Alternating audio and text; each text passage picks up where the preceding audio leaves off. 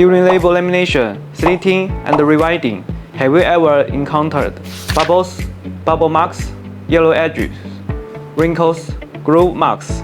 This problem can affect the appearance of finished labels, processing efficiency, and customer acceptance.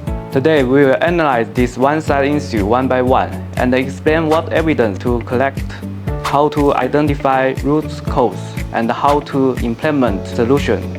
Our lamination film problems may look like surface issue, but if they occur in batches, they can cause rework, material waste, delivery delays, and even reduce your trust in product stability. So when a problem appears, we should not only look at surface. We need to check the material, equipment, operation process, and storage environment together. This problem usually needs to be analyzed from several aspects. First, whether the product selection matches the application scenario. Second, whether the substrate surface is clean and dry. Third, whether the lamination pressure, speed, and tension are stable.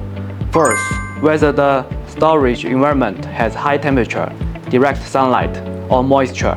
YG Group can help you analyze the issue from material, equipment, process, and environment